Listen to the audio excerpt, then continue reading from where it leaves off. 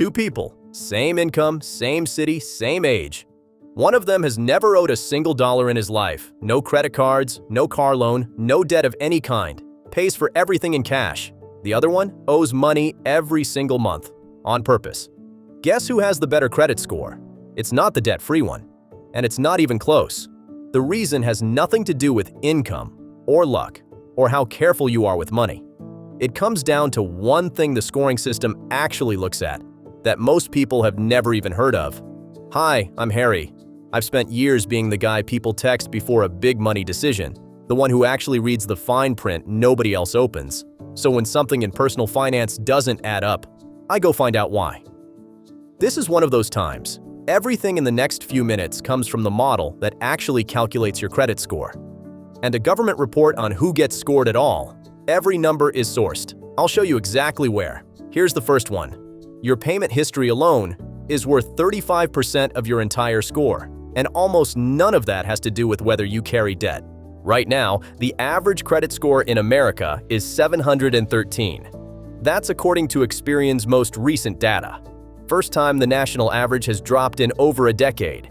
70% of Americans have what's considered a good score or better.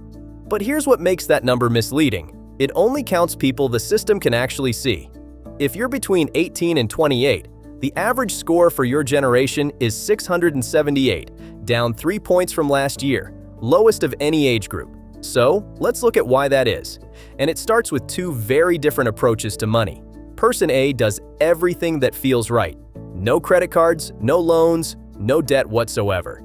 He pays his rent, his phone, his groceries, all from a debit card or cash. He's got money in a savings account, never missed a bill in his life. On the surface, this looks like the most responsible person in the room. But the credit scoring system doesn't care whether you're careful. It cares whether it can see you. And right now, it can't.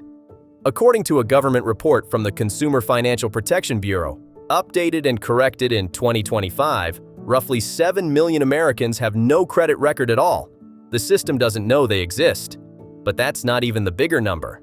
Another 25 million have a credit file, but not enough activity in it to actually generate a score. Add those together. That's 32 million adults in the United States who cannot be scored. Not because they're irresponsible, because they're invisible. That's the setup.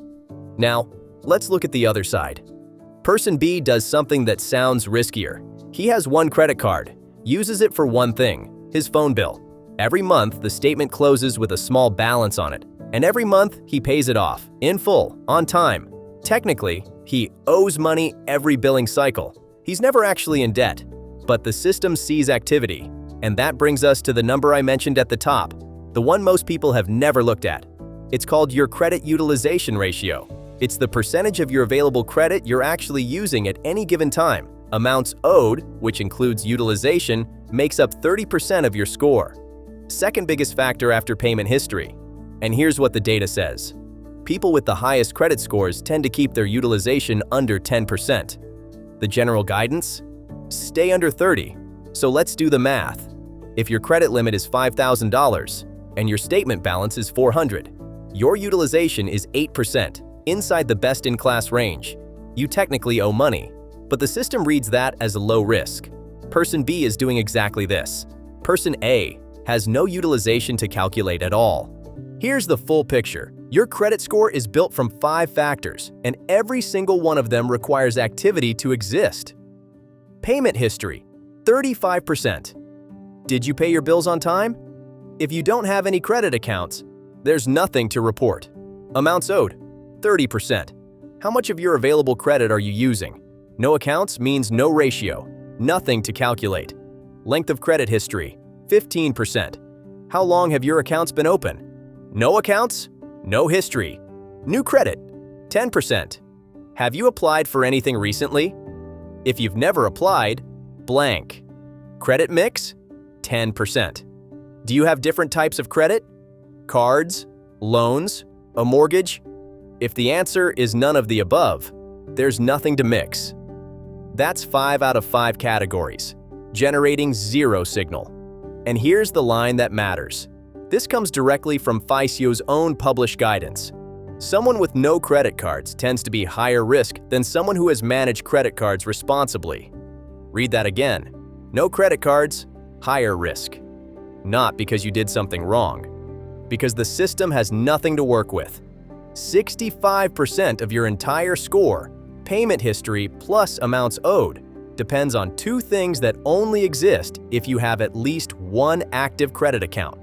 Person A scores 0 on both. That's the formula. But here's where it starts costing real money. Let's say both person A and person B decide to buy a house. Same house, same price. $300,000 mortgage, 30-year fixed rate. Person B has a 760 score, qualifies for the best available rate. Person A either can't qualify at all because there's no score to evaluate, or gets slotted into the lowest tier lenders will consider, around 620, if they can even get there. Here's what that gap costs. On a $300,000 mortgage, the difference between the 620 tier and the 760 tier is about $156 a month. That sounds manageable, but stretch it over 30 years, and it's $56,000 in extra interest. On the same house, $56,000. Person A's safety, avoiding all credit, didn't protect them. It cost them more than most people earn in a year on a single loan over a lifetime. And even the gap from 680 to 760, a more common jump, saves you over $29,000. If you're watching this and you've never had a credit card, this math is about you. Now, I want to be very precise about what the data is actually saying here. It is not saying, go get into debt. It's saying, have an active credit account. Use it lightly. Pay it in full. The person who pays in full every month has 0 real debt, but they have a payment history, a utilization ratio, a credit age, a credit mix. That's 4 out of 5 FICO factors generating a positive signal from one card used responsibly. Person A has none, 0 signal on all 5. And if you think, well, at least I can't mess anything up with no credit, here's what happens when you do mess up with credit. A single 30-day late payment, one missed bill, can drop a 780 score by up to 110 points. Just like that. And that mark stays on your credit report for up to 7 years. So, credit is not a game you play recklessly. It's a system you participate in, carefully, consistently, and on time. The system doesn't reward debt. It rewards visible, responsible activity. That's all. One more thing. Because this isn't just about person A and person B, the CFPB found that in low-income neighborhoods, almost 30% of consumers are credit invisible. Another 15% are unscorable. Compare that to upper-income neighborhoods, 4% and 5%. And over 80% of 18 and 19-year-olds, people just starting out, are either invisible or unscorable. This isn't a personal failure. It's a structural gap in how the system works.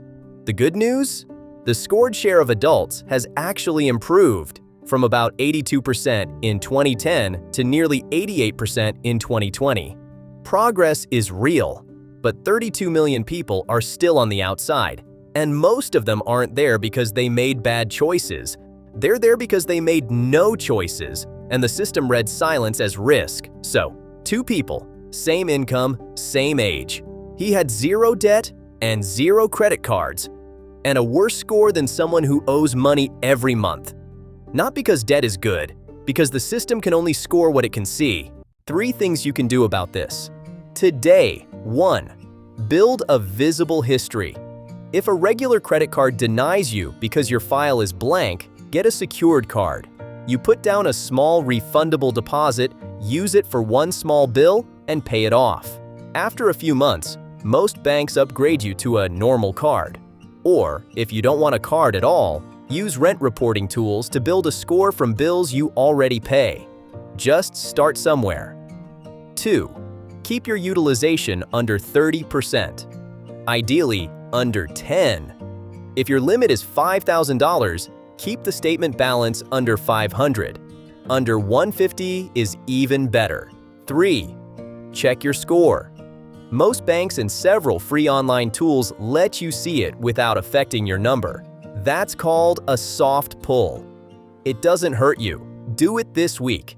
If you want me to break down how the exact date you pay your credit card bill can completely manipulate your score, or what really happens to your score when you close an old credit card, or how student loans just change the entire scoring model, tell me in the comments. And if this made something click, subscribe. This is general financial education, not personal financial or investment advice. Numbers are illustrative based on historical averages. Always do your own research and consult a qualified professional.